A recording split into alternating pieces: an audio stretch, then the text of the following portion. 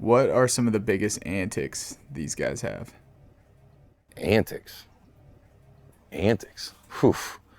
I can assure you a multiple of things. One thing is Blakely's gonna consume, I don't know, 15 watered down Gatorades a day, minimum. Jay's gonna eat Vienna sausage. Let me know if y'all boys get hungry. Times are rough in the camp. Jump out, cook it. Can down, man, can down. They're just delicious. God's little treasure, you know? The rest of them, you gotta watch them real close. You never know what you're gonna get.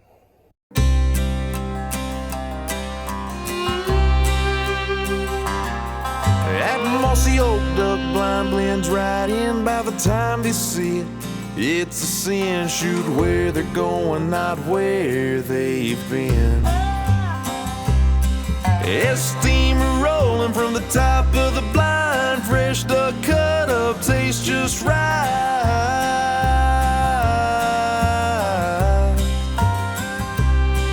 I love living life with my eyes to the sky.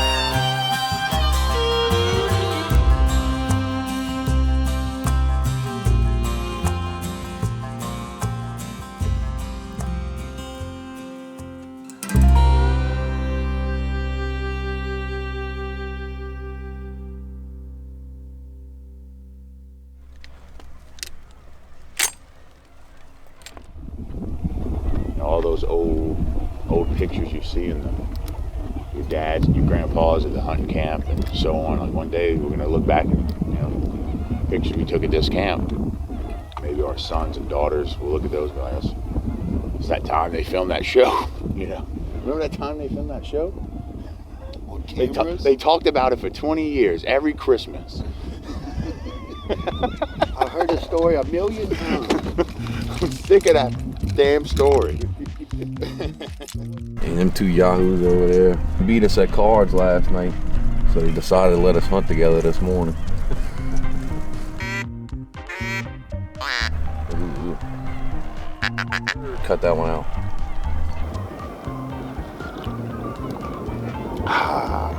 Ooh. Right in the decoys. Coming in. Get it. Nice shot.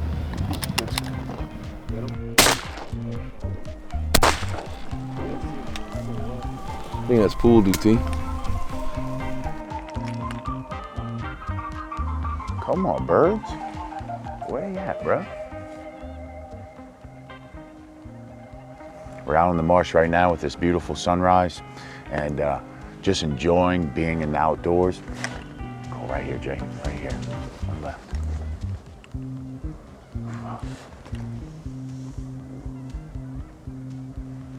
But really enjoyed these last few days just hanging with the buds, hunting some ducks, cooking some great food, enjoying the Louisiana outdoors.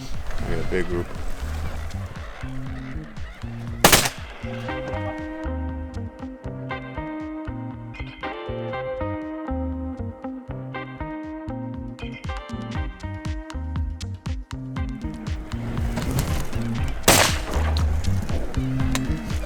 Get out of here.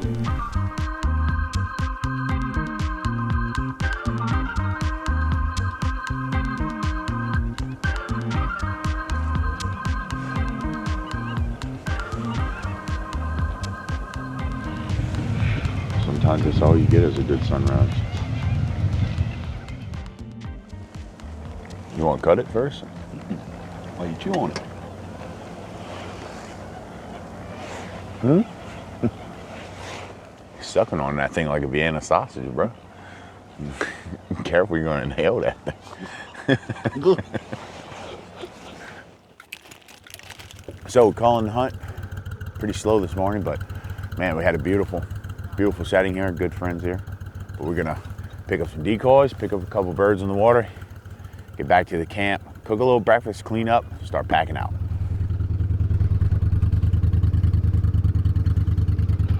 Beautiful Drake.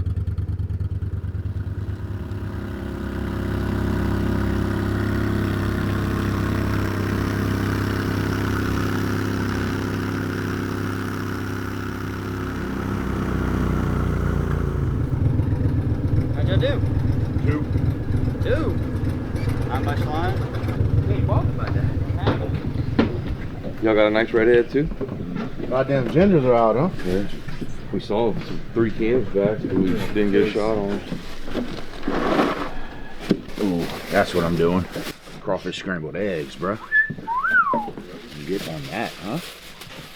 Yeah, I eat crawfish scrambled eggs. I ain't mad at nobody.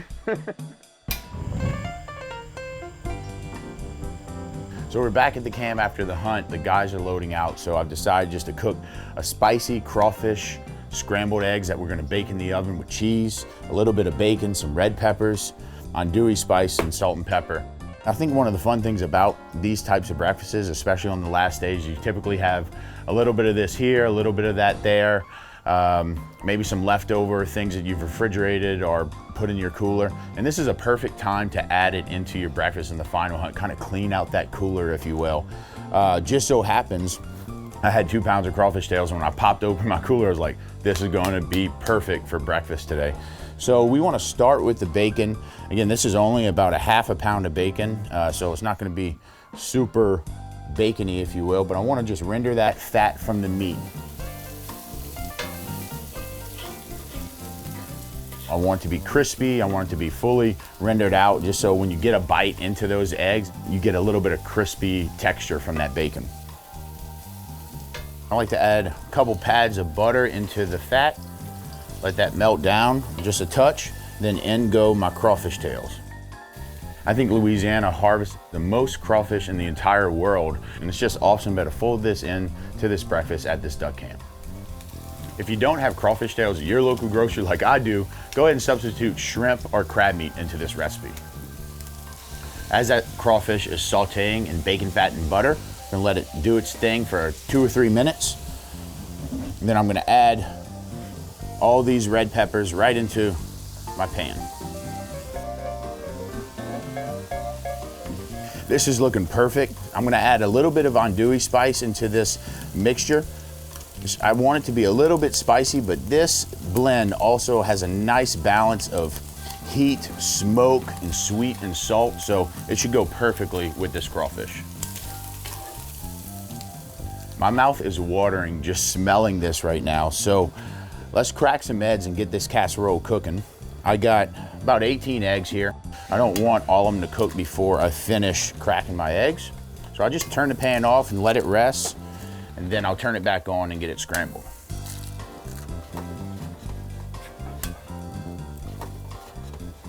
Eggs are in the pan. I like to season it with just a little bit of kind of salt and pepper blend, just right on top before I give them a scramble. And I also have 4 pieces of American cheese here. Now I like to use American cheese in a lot of my scrambled dishes because, you know, there's some water within the vegetable and in the crawfish and so on. American cheese especially actually helps bind all those ingredients together. We can turn this pan back on, and we're gonna give this about a medium heat and just give it a scramble.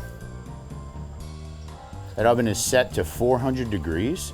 And the reason why I like to bake it, because when it comes out the oven, I can then cut it and everybody can get a piece. Like I can do that and you almost just scoop it out with a spatula. Make sure everything is nice and even and dispersed. And then lastly, I have some Parmesan cheese that I'm just gonna grate over the top and just cover it completely.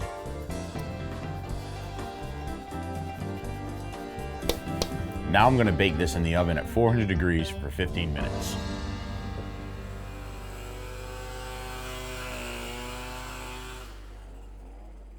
Breakfast is cooking, and while we wait for our last meal together, we also know that we are one step closer to heading home and sharing what we harvested from this land with our families back on dry ground. This baked spicy crawfish casserole is done. I can smell the brown cheese. The crawfish is sitting perched right on top of that casserole, the brown cheese all around. You get the crusty edges from the cast iron pan, the soft eggs with the crunchy red pepper, and a little spice from that blend. This sucker is ready to get cut into and devoured. Spicy, so, but look, I got my first cheese pocket. Get to it. It's smacking on my cheese. Man can't kill a man, but you find the cheese in that casserole.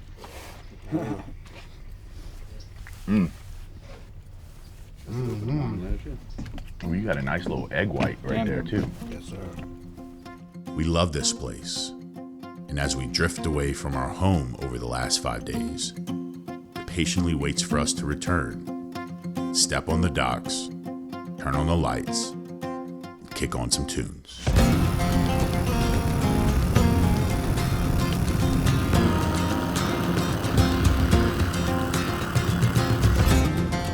Can you imagine doing the same things that you did as a child?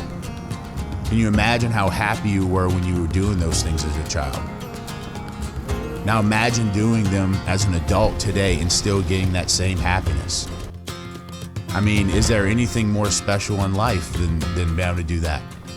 It's the silence and solitude. It's the camaraderie and the noise of the radio playing Swamp Pop. It's the smells of a roux and onions. It's all those things that make this duck camp special.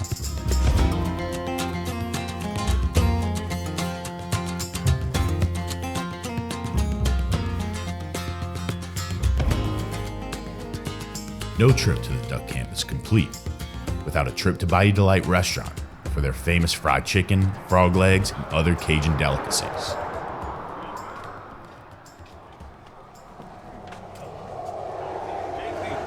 Here we go. Those of you who missed it, was the biggest show around. Some of it took place in the swamp and some on higher ground. Folks had come from miles around to the town of Thibodeau. They could not wait to participate in a Cajun rodeo. We wanted to open up a little chicken place, me and my partner, Miss Doris Marie Abramson, and we kept the name Bayou Delight because we was using all the delightful spices of Bayou cooking. Alligator and he's gonna get you. She's hot on your trail. Tonight she'll have for supper some black-finned alligator tail. This is Annie Miller. She was the first lady trapper down here, and she trapped snakes, eels, alligators, rats, muskrats, everything, raccoons, everything you can name. And she'd call those alligators and they'd come to the boat and they'd catch that chicken off the stick. So they got chicken on the stick. Yeah. It looks like alligator Annie. Hit me with a wing. Wing me. Thank you, ma'am. Wing me. You ever make your little wrap with the chicken thigh skin and then put the meat inside and then kind of give it a little... No, but that's a great idea. And over again. The water keeps on splashing, but that gator just can't win. Annie Miller produced tourism in this town. We are so proud of her. You know, she was something. Cajun all the way. She was a Cajun woman. I've been here, gonna be 40 years next year. 40 years. We've been here. Best fried chicken in town. It's nice to eat a meal that I don't have to prep, I don't have to cook, I don't have to clean. Just pay the tab and roll out. Hell of a time, Chef. I am beat right now, bro. Yeah, me too, but it When was I fucking worth it. sitting down and eating like that, and I just stood up and I was like, whoa. Might be them two Bud Heavies. You know, just Well, you're still not used to being on hard ground either. That's them Bud Heavies. No, that ain't them Bud Heavies. All right, brother. Later. till second split. Yep. This weekend, like every weekend, is just one chapter from this duck camp story. It's the end of the first split, and we'll use the next couple weeks to rest up before the crew gets back to shooting birds and stirring roux. All right. Well, I hope y'all enjoy it. Just always remember, John Paul, I've been carrying him since I first met him.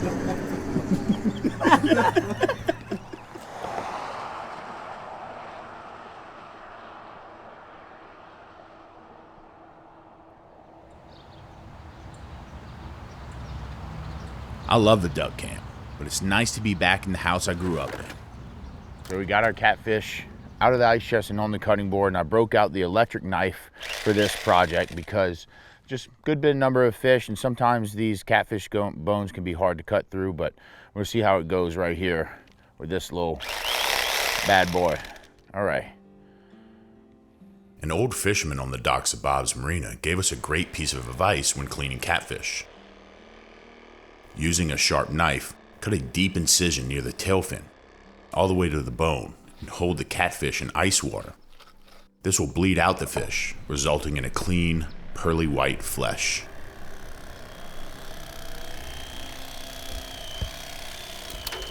Uh-oh.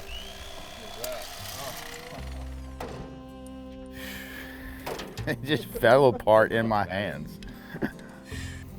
So maybe the regular chef's knife is a better way to go when filleting these catfish.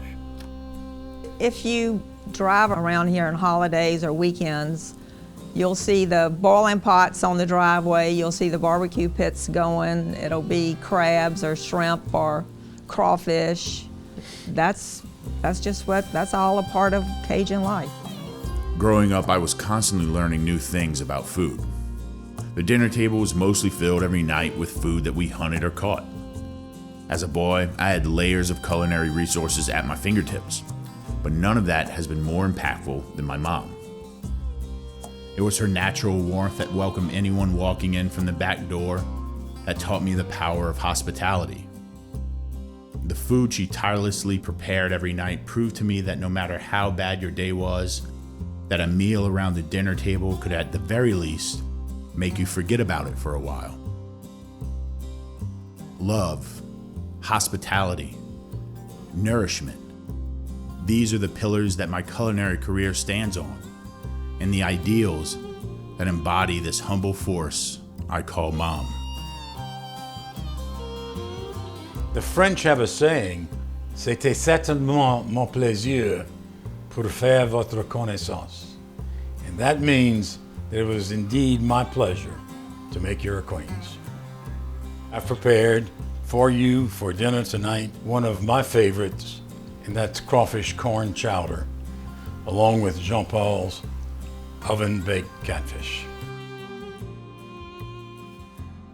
Folks, that's it for Duck Camp Dinners. Thank y'all so much for joining us, but I am spent after 5 days in the marsh in South Louisiana, so I'm gonna sit here in peace with my folks and have dinner.